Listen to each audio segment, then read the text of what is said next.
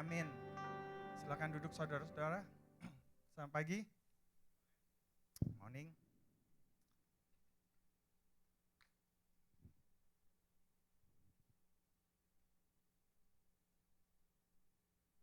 Ya.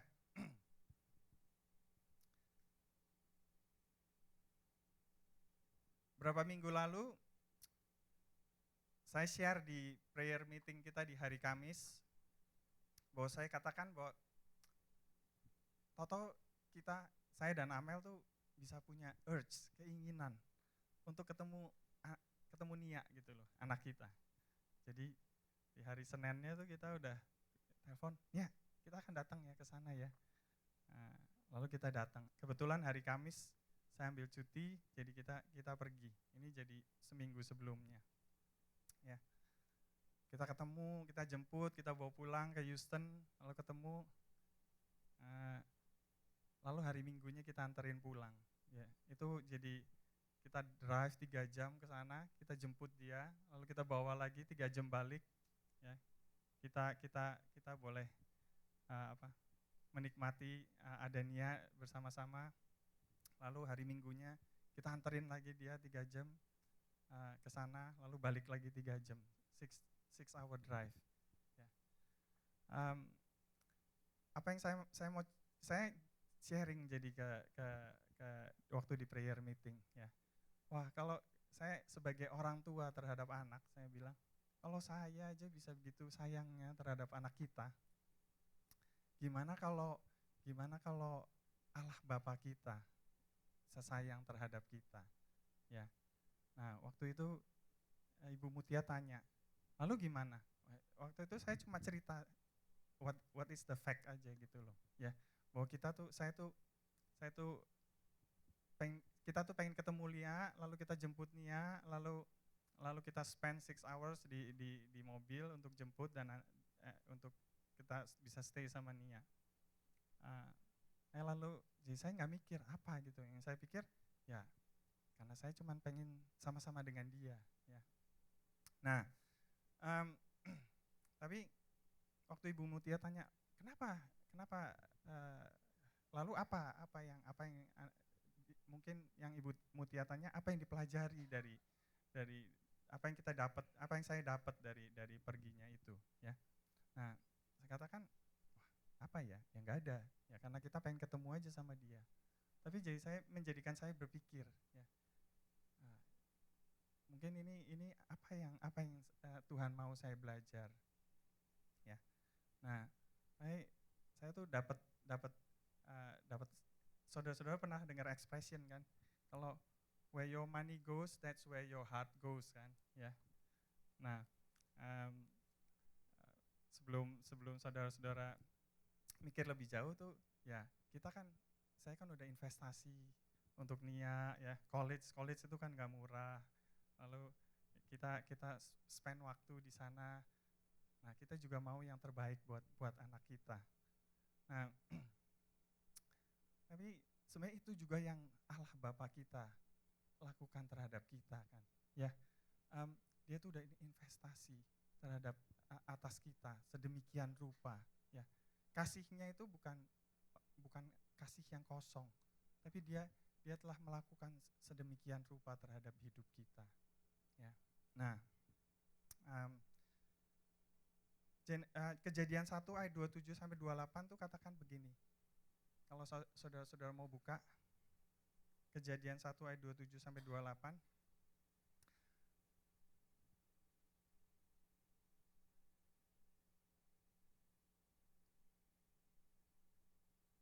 Maka Allah menciptakan manusia itu menurut gambarannya.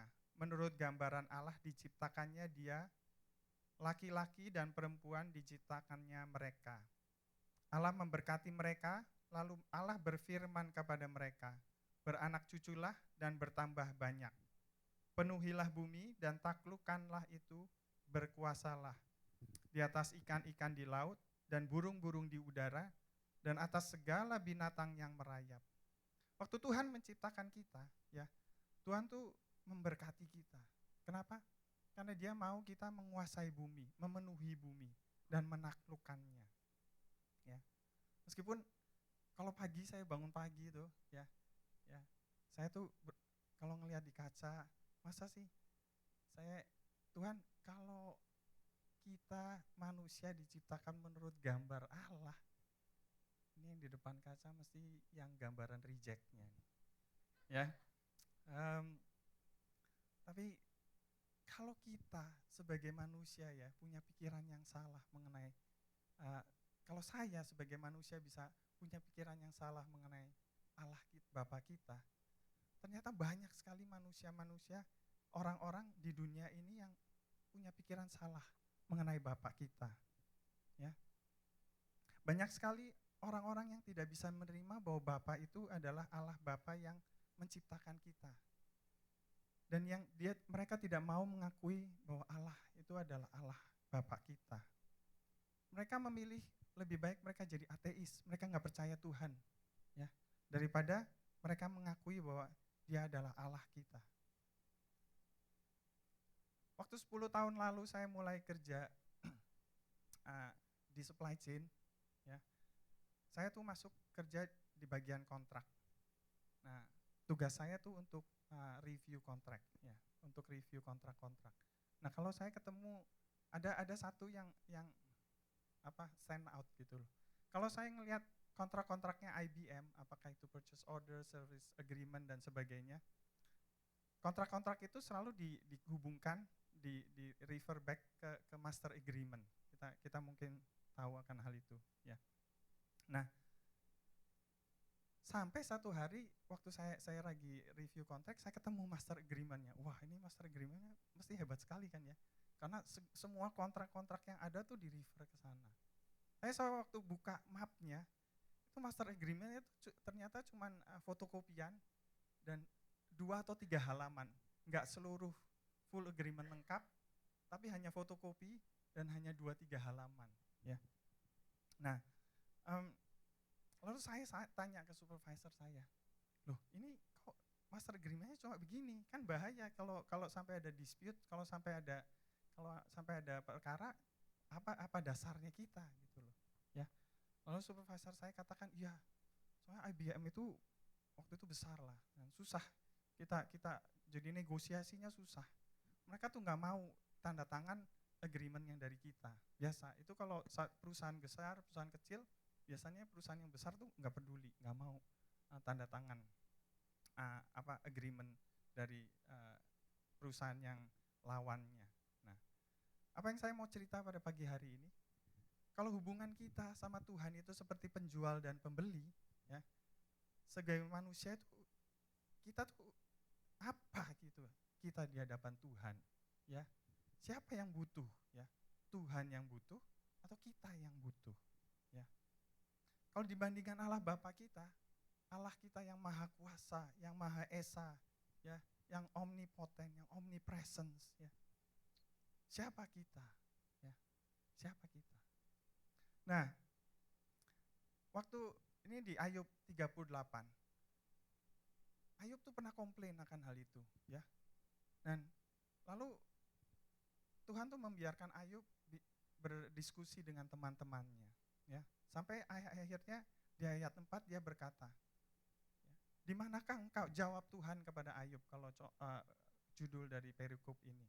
Dikatakan begini, ayat 4, di manakah engkau ketika aku meletakkan dasar bumi? Ceritakanlah kalau engkau mempunyai pengertian, dikatakan. Ayat 5 katakan, Tuhan yang menetapkan ukurannya, ya.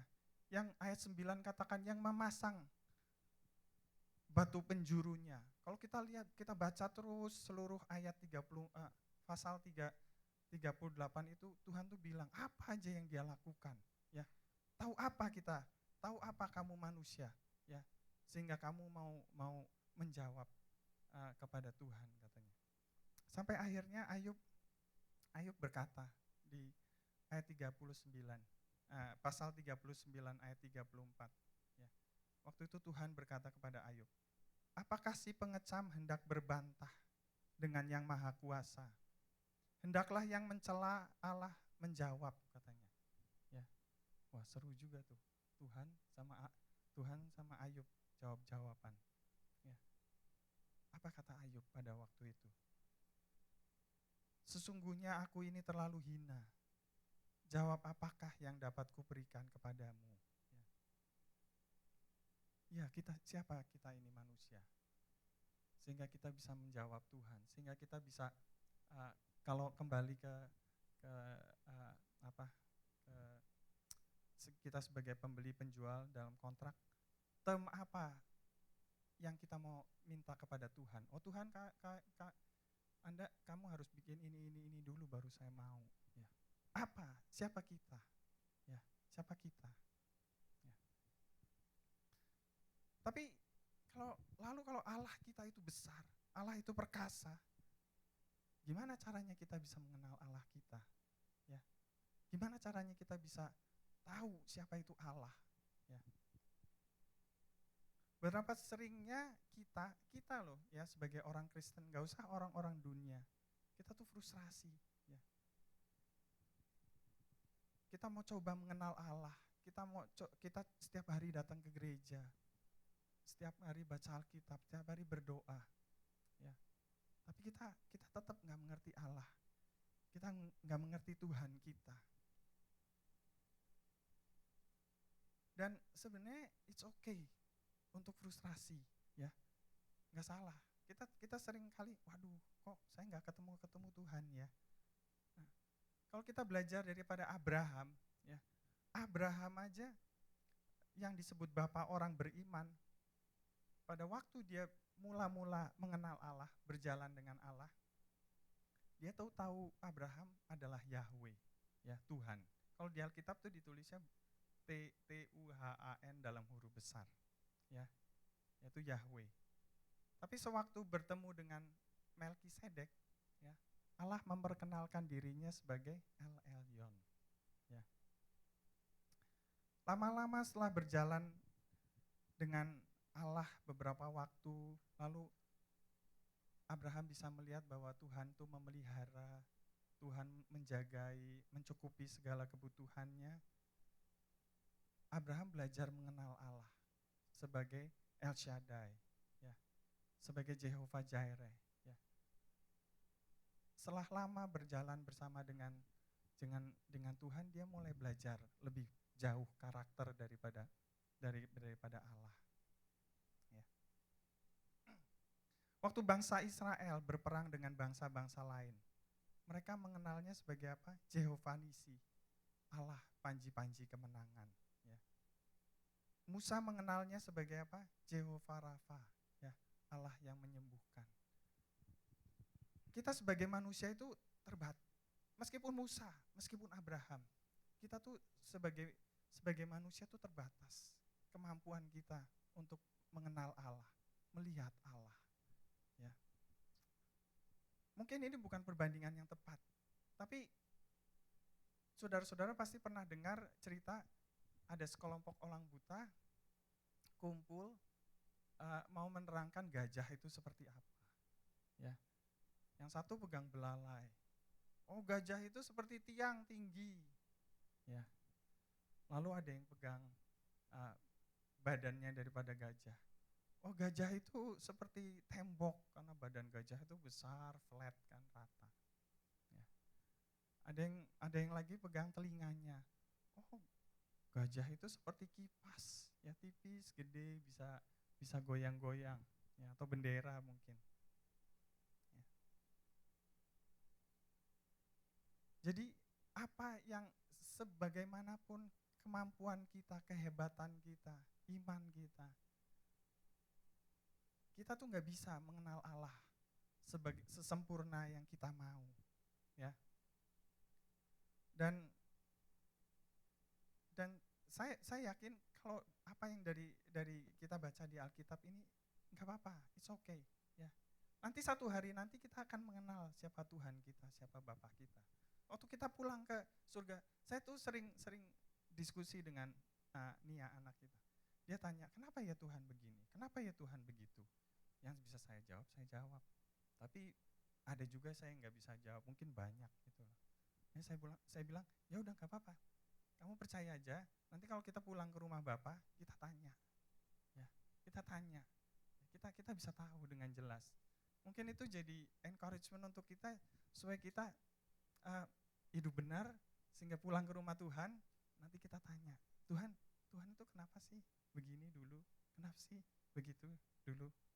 Ya. Nah, tapi apa berarti kita jadi nggak bisa mengenal siapa Allah kita, siapa Tuhan kita? Hmm.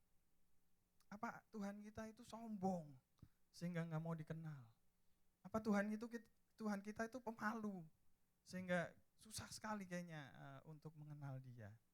Ya, malah sebaliknya. Ya, saya percaya sebaliknya. Seperti saya katakan tadi, Tuhan itu sudah investasi secara luar biasa terhadap kita, ya, atau di dalam kita. Ya. Dia udah bekerja sedemikian rupa terhadap kita. Alasan Tuhan daripada menciptakan kita manusia itu, saudara-saudara tahu karena apa? Karena Dia ingin berfellowship dengan kita. Karena Dia ingin berhubungan dengan kita. Ya.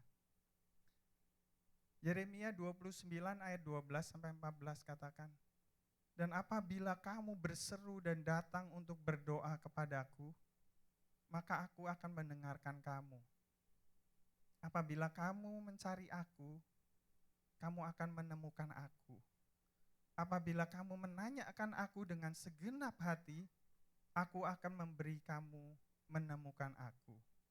Demikianlah firman Tuhan. Ya. Tuhan tuh pengen untuk bertemu dengan kita. Tuhan tuh ingin untuk berfellowship dengan kita. Ya. Bahkan pada saat kita nggak sempurna, pada saat kita berdosa, itu Tuhan tuh masih coba datang kepada kita. Ya. Kalau kita dikatakan ada di firman Tuhan yang berkata, Dia itu faithful, Dia itu setia, meskipun kita tuh nggak setia loh. Ya. Bahkan kalau kita baca di Alkitab dari depan sampai belakang ya, Tuhan tuh nggak bosan-bosannya untuk menyelamatkan umatnya. Ya. Kita tahu sampai Dia mengirimkan anaknya yang tunggal untuk menyelamatkan kita umat manusia. Ya. Kalau kita dengan keadaan kita tuh kita udah hilang. Kita semua udah ke jalan yang salah. Tapi Tuhan masih mau kita. Tuhan tuh masih mau menyelamatkan kita. Tuhan tuh masih mau berfellowship dengan kita. Ya. Meskipun kita nggak setia, tapi Tuhan tuh mau untuk Dia tetap setia. Karena itu adalah sikap daripada Tuhan, karakter daripada Tuhan. Karena Dialah Tuhan. Ya. Dia nggak bisa merubah dirinya. Kita manusia, kita sebentar feeling kita senang, nanti feeling kita sedih atau berubah-ubah. Tapi Allah kita enggak. Ya, Allah kita itu tetap dari dulu sampai sekarang. Ya. Nah, kuncinya kita tuh apa? Ya, kembali saya bandingkan hubungan kita dengan Tuhan. Kalau kita itu antara pembeli dan penjual kalau di dunia pembelian. Ya. Jadi apa yang kita punya untuk Tuhan kita? Ya, kalau kita dagang, barter, kan penjual sama pembeli harus ada yang punya, ada yang ditukarkan kan. Ya. Tuhan tuh mau menawarkan keselamatan. Tuhan tuh mau menawarkan fellowship. Tuhan tuh mau menawarkan berkatnya. Tapi apa yang kita punya? Apa yang bisa kita tawarkan kepada Tuhan? Apa yang kita punya? Sehingga kita bisa, nih Tuhan, saya mau berkat dari Anda. Saya mau keselamatan yang dari kamu. Ya, nggak ada. Ya. Bukan uang atau persembahan yang menyelamatkan kita. Bukan juga perbuatan baik kita. Saya tuh dulu sering mikir, saya tuh ke sekolah minggu tuh dari umur 0 mungkin sampai sekarang ke gereja setiap hari. Ya ada yang enggak. Tapi sayangnya masuk surga itu bukan karena absensi kita datang ke gereja atau ke sekolah minggu. Coba itu. Mas saya udah enggak pusing kan. Ya. Tapi enggak itu. Kunci daripada atau currency yang kita punya, yang kita bisa berikan kepada Tuhan itu adalah apa? Percaya kita pada Tuhan. Iman kita pada Tuhan. penyerahan diri kita pada Tuhan. Ya, nggak ada lain, ya nggak ada lain. Joyce Meyer katakan, trusting God is simply believing that He loves you. He is good. He has the power to help you. He wants to help you. And He will help you, katanya. Tapi aduh, prakteknya tuh susah sekali. Ya. Untuk percaya Tuhan, bahwa Tuhan itu akan menolong kita itu aduh susah sekali. Ya. Bahwa Dia nantinya akan menolong kita, memberikan jalan keluar, aduh susah sekali. Ya. Seringnya kita tuh berdoa, bukannya mendengarkan suara Tuhan, tapi kita langsung bilang, Tuhan saya tuh mau ini, saya mau ini, saya mau ini. Kita punya list sama Tuhan, ya apa yang kita mau dari Tuhan. Ya. Atau kita punya backup plan, just in case. Saya sering tuh. Kita play safe aja. Jadi kalau nanti Tuhan nggak persis, kita masih punya apa? Ada jalan keluar. Tapi itu bukan penyerahan kita pada Tuhan. Ya. Amsal 3 ayat 5 sampai 6 katakan begini. Percayalah kepada Tuhan. Percayalah kepada Tuhan dengan segenap hatimu. Dan janganlah bersandar kepada pengertianmu. Akuilah Dia dalam segala lakumu, maka Ia akan meluruskan jalanmu. Ya. Amsal 3 ayat 5 katakan, untuk kita percaya kepada Tuhan dengan segenap hati kita. Untuk kita jangan pakai pikiran kita, jangan pakai kekuatan kita. Untuk kita prioritize Dia dalam kehidupan kita. Ya. Untuk kita boleh berserah kepada Dia.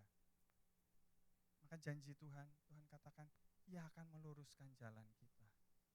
Sering sekali kita tuh punya plan A, plan B. Oh kalau enggak ini nanti saya ini. Nanti kalau enggak ini saya kesini lagi. Kita muter-muter. Tapi kita enggak pernah sampai ke tujuan.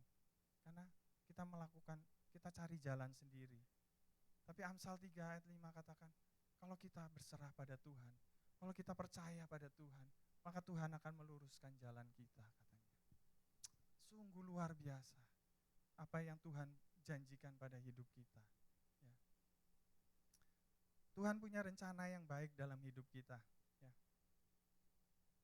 Ayat favorit saya hari-hari ini adalah Yeremia 29 ayat 11. Ya.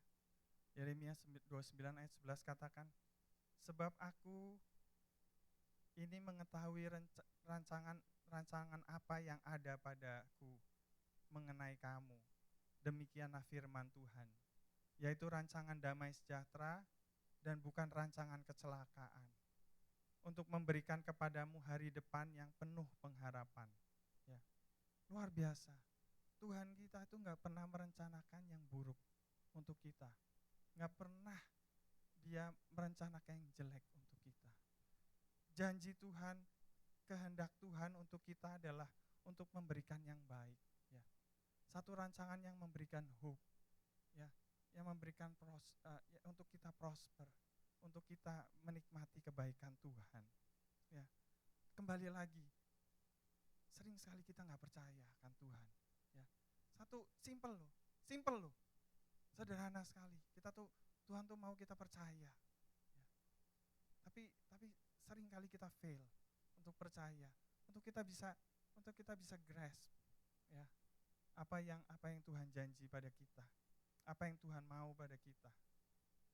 Tuhan punya rencana yang indah, ya. Tuhan tuh adalah Allah yang baik, ya. Sekali lagi refleksi saya waktu permulaan. Kalau saya terhadap anak saya aja, saya tuh suka argumen sama Tuhan. Kalau misalnya kalau Nia lagi sedih atau Nia lagi kenapa gitu ya, Tuhan, saya sebagai orang tua Nia, saya nggak pernah punya rencana, nggak pernah mau menyakiti dia. Tapi kenapa Tuhan sebagai Allah Bapa, Nia mengalami hal yang gak enak. Kan Tuhan juga Allah Bapanya daripada Nia. Ya, ini argumennya manusia, ya, argumennya saya. Tapi kembali lagi kita juga mau percaya bahwa Allah Bapa kita itu lebih sempurna daripada Bapa yang ada di dunia ini. Ya, kalau kita aja nggak akan menyakiti anak kita, mana mungkin Bapak kita itu mau menyakiti kita? Ya, mana mungkin Bapak kita itu mau duham terhadap kita, merencanakan yang buruk terhadap kita. Ya. Yang dia mau dari kita adalah relationship, hubungan kita kepada Tuhan, relationship kita dengan Dia. Ya, Tuhan tuh mau kita datang pada saat kita percaya kepada Tuhan. Ya, kita nggak di Tuhan tuh mau kita nggak hanya ya saya percaya lalu udah. Ya. Tapi Tuhan tuh mau kita melakukan sesuatu. Ya. Waktu Abraham diperintahkan Tuhan untuk pergi ke tanah Kanaan, ya, dia nggak tahu siapa tanah Kanaan itu seperti apa, mungkin dia nggak tahu. Dia nggak kenal siapa yang ada di Kanaan. Mau disuruh apa nanti di Kanaan dia nggak tahu. Ya, itu pergi ke tanah yang dia nggak tahu, tapi Tuhan bilang itu nanti akan jadi kepunyaanmu, pusakamu katanya. Ya, duit dari mana untuk beli itu tanah atau orang sana akan mau nanti tanahnya dibeli juga dia nggak tahu. Ya. Tapi Tuhan pergi, Abraham pergi. Abraham percaya akan janji Tuhan. Ya, dia jalan. Ya. Tapi along the way Tuhan tuh mengajar Abraham. Ya. Karena Abraham tuh meresponi apa yang menjadi perintah daripada Tuhan. Along the way, dalam perjalanan itu kita bisa baca di Alkitab tadi. Abraham tuh jadi belajar mengenal Allah. Ya. Bahwa dia ada Allah yang maha kuasa, yang maha tinggi. Ya. Dia adalah Allah yang mencukupi segala kebutuhan. Allah yang memberkati. Ya. Gimana relationship kita dengan Tuhan kita?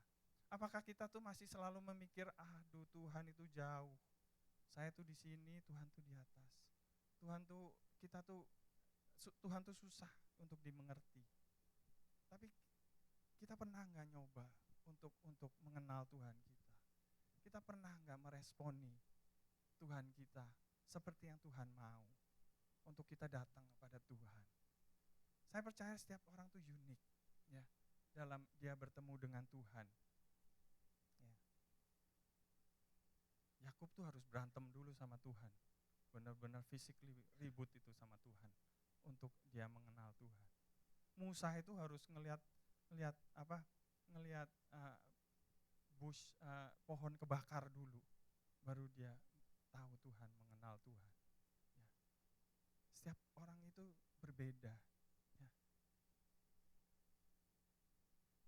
Setiap dari kita itu Tuhan tuh punya cara untuk datang, kita datang kepada Tuhan. Tapi Tuhan mau tuh kita meresponi. Ya. Tuhan tuh mau kita datang. Tuhan bukannya nggak bilang, tapi Tuhan tuh nggak mengharapkan kita untuk tahu kita jadi Kristen sejati yang setiap hari mungkin baca Alkitab 2 jam, doa 2 jam, melayani full time dan sebagainya. Tapi seperti Abraham katakan, seperti yang Abraham alami dan semua pahlawan-pahlawan Alkitab, dia tuh mau kita untuk do our first step. Ya. Dan itu nggak hanya di permulaan, setiap kali, ya, setiap kali kita datang kepada Tuhan itu, Tuhan tuh katakan, ayo jalan, kamu responi apa yang saya mau, apa yang Tuhan mau katakan. Ya. Ibrani 11 ayat 6 katakan begini, tetapi tanpa iman tidak mungkin orang berkenan kepada Allah. Sebab barang siapa berpaling kepada Allah, ia harus percaya bahwa Allah ada. Dan bahwa Allah memberi upah kepada orang yang sungguh-sungguh mencari Dia. Ya. Nomor satu itu kita harus percaya bahwa Allah ada. Kita nggak bisa bilang, oh ya mungkin Tuhan ada di sana, tapi saya punya plan B. Ya. Kalau kita punya plan B berarti kita nggak percaya bahwa Tuhan itu ada. Dan Tuhan itu bisa menjawab doa-doa kita. Dan Tuhan itu mempunyai rencana yang baik terhadap kita. Ya. Tuhan mau kita committed kepada Dia. Ya. Apakah lalu kita harus nggak ada dosa, nggak ada salah, nggak stumbling dalam perjalanan kita kepada Tuhan? Kita nggak ada kesalahan? Enggak, ya. Balik lagi kalau kita baca riwayat daripada Abraham, ya. Abraham juga tuh banyak berbuat kesalahan, ya. Kalau kita baca, saya nggak mau baca pada pagi hari ini. Salah ini, salah itu, waktu ngadep Raja Mesir misalnya, atau ya waktu ngadep Raja Mesir dia tuh bilang, oh itu bukan istri saya tuh, itu saudara saya. Saya tuh waktu pertama kali itu baca cerita itu, kok bisa ya dia do something like that gitu loh, ya. Atau kesalahan yang kita tahu sampai sekarang bisa ada keturunan Ismail, itu salah dari Abraham tuh, ya. Tapi lalu Abraham jadi nyerah. Udahlah, saya pulang aja lah, ini give up Tuhan, ini susah sekali ya, jalan ke Kanaan itu kenapa Tuhan gak kasih tahu saya tuh suruh langsung jalannya, tapi kenapa begini susahnya, ya. Tapi Abraham gak menyerah, ya. Abraham tuh meresponi, melakukan apa yang menjadi bagian dia, ya. Mari kita buka Yakobus 1 ayat 22 sampai 25, ya. Yakobus 1 ayat 22 sampai 25 katakan begini.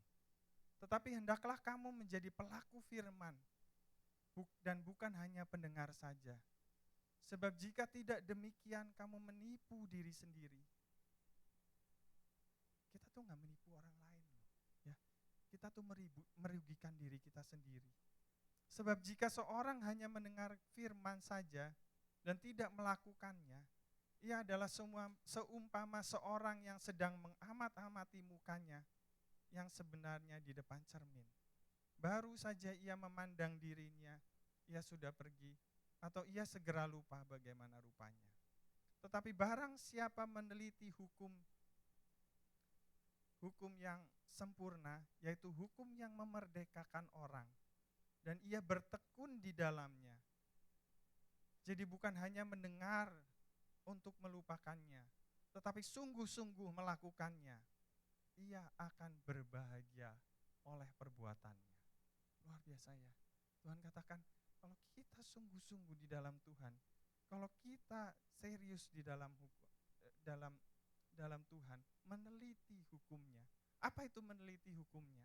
Ya, kita tuh sering dengar, apalagi di zaman yang kita cellphone tuh ada segala macam, ya. Kita minta setiap hari dikirimin daily bread. Kita minta setiap hari dikirimin ayat emas dan sebagainya. Tapi apa kita pay attention? Apa kita cuma baca lalu kita melupakannya?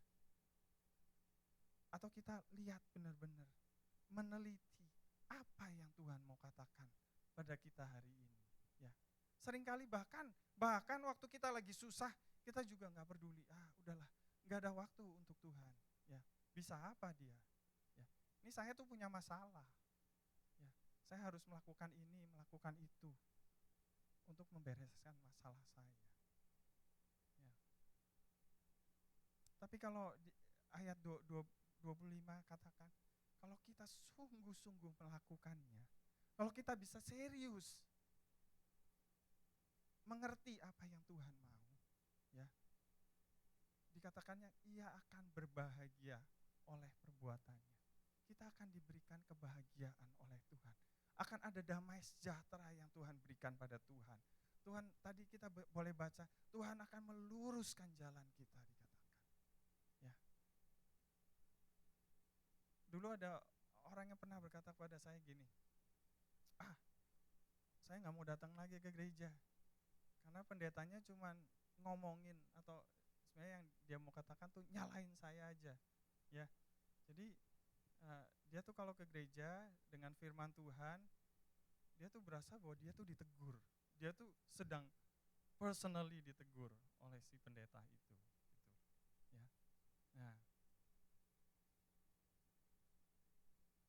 kita kan kalau ditegur juga karena kita ada memang kalau Tuhan memang benar menegur kita, itu karena Tuhan mau kita mengkoreksi hidup kita. Tuhan mau kita kembali ke jalannya. Ya, ya, kesian juga sih jadi pendeta, ya, disalah-salahin melulu, apa juga salah. Tapi pendeta itu, hamba Tuhan itu dipakai oleh Tuhan untuk menyampaikan apa yang menjadi pesan Tuhan pada kita. Ya, jadi don't kill the messenger, ya, katakan. Tapi kita mau belajar apa yang Tuhan mau kita ubah, Tuhan mau kita lakukan. Ayat 22 katakan begini, tetapi hendaklah kamu menjadi pelaku firman dan bukan hanya menjadi pendengar saja, sebab jika tidak demikian kamu menipu diri kita sendiri. Ya. Ayat 25 katakan, tetapi barang siapa meneliti hukum yang sempurna, yaitu hukum yang memerdekakan orang, dan ia bertekun di dalamnya, dan bukan hanya mendengar dan melupakannya, tetapi sungguh-sungguh melakukannya, ia akan berbahagia oleh perbuatannya. Ya. Balik lagi ke permulaan. Jadi kalau saya bangun pagi, lalu saya lihat di kaca, lalu saya mau bilang, yang ini mesti reject ini Tuhan. Gambaran Tuhan yang reject. Tapi saya jadi ingat, ya, Yesaya 41 ayat 9 sampai 10 katakan begini. Aku berkata kepadamu, engkau hambaku, aku telah memilih engkau dan tidak menolak engkau. Janganlah takut, sebab aku menyertai engkau. Janganlah bimbang, sebab aku ini Allahmu. Aku akan meneguhkan, bahkan menolong engkau. Aku akan memegang engkau dengan tanganku yang memberikan kemenangan. Ya, Tuhan sendiri yang akan megang kita. Tuhan tuh nggak pernah biarkan kita jalan sendiri, tapi Tuhan tuh selalu memegang tangan kita. Mau nggak kita ambil tangan Tuhan untuk menuntun hidup kita? Atau yang seperti Yeremia 17 ayat 7 sampai 8 katakan, diberkatilah orang yang mengandalkan Tuhan, yang menaruhkan harapannya pada Tuhan. Ia akan seperti pohon yang ditanam di tepi air, katanya, yang merambatkan akar-akarnya ke tepi batang air, dan yang tidak mengalami datangnya panas terik, yang daunnya tetap hijau, yang tidak khawatir dalam tahun kering, dan yang tidak berhenti menghasilkan buah, katanya. Itu janji Tuhan yang luar biasa. Ya, apapun masalah kita, apapun keadaan kita, minyak boleh naik, boleh turun, ya. Kita boleh ada krisis ekonomi atau enggak. Saya enggak tahu apa yang saudara-saudara sedang alami, ya. Tapi itu janji Tuhan, ya. Tuhan tuh janji, meskipun kita tuh enggak merasa bahwa kita tuh anak Tuhan, tapi Tuhan katakan, engkau adalah hambaku, ya. Aku yang memilih engkau, ya. Bukan kita yang milih Tuhan. Tuhan tuh udah milih kita. Tuhan tuh mau kita, ya. Tuhan tuh gak menolak kita. Tuhan katakan dia akan menyertai kita. Tuhan katakan kamu jangan bimbang, kamu tuh jangan takut, ya. Sebab aku ini Allahmu, katanya. Sebab aku yang meneguhkan engkau. Sebab aku yang menolong engkau, katanya. Sebab aku yang memegang tangan kananmu. Dikatakan Tuhan, orang-orang yang mengandalkan Tuhan, yang menaruhkan harapannya pada Tuhan. Put our trust in Him, ya. Benar-benar menyerahkan percaya kita pada Tuhan, ya. Bukan hanya dengan perkataan kita, tapi seluruh hati kita berikan pada Tuhan, ya. Tuhan tuh janji, ya, kita akan selalu dipelihara. Kita tidak akan mengalami masa kering. Kita tidak akan, meskipun di masa susah, kita akan terus mendapatkan aliran sungai Tuhan, ya. Kita akan terus, daun kita akan hijau. Kita akan terus diberikan nourishment oleh Tuhan. Kita akan selalu terus mendapatkan penyertaan Tuhan, pemeliharaan Tuhan, penyertaan Tuhan, berkat Tuhan atas kita. Dan saya nggak hanya bilang materi tapi spiritually, atau sebaliknya. Tuhan terus selalu akan ada bersama dengan kita sehingga kita tidak khawatir. Ya. Itu yang menjadikan saya kuat di dalam Tuhan. Saya mau tutup, tapi saya ada pesan sponsor ini. Saya tuh sungguh bersuka cita bahwa banyak dari kita hari Kamis ini akan ikut retreat dari hari Kamis sampai hari Sabtu. Ya. Dan saya percaya saudara-saudara pergi ke retreat karena saudara-saudara rindu untuk bersekutu, untuk berfellowship dengan Tuhan. Ya. Itu langkah kita, ya. Untuk jamahan Tuhan dalam hidup kita, untuk kita mendapatkan pengurapan yang baru. Ya. Kita dari panitia Ratret akan mengadakan doa puasa dari hari Senin sampai hari Rabu, ya. Tapi saya mau undang saudara-saudara yang ikut retreat untuk kita ikut puasa. Kalau saudara-saudara dengar cerita waktu bangsa Israel tuh mau keluar dari tanah Mesir, mau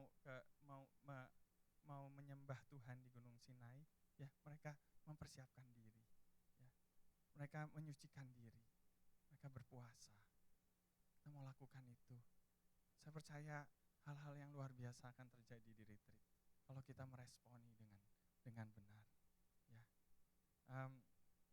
Kalau saudara-saudara nggak pernah berpuasa atau nggak bisa kuat berpuasa penuh, saya nggak kuat untuk berpuasa penuh.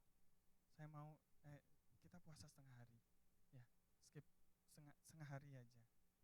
Saya percaya Tuhan kita bukanlah Tuhan yang jauh, yang nggak mau yang mau kesempurnaan kita untuk Tuhan baru approach kita.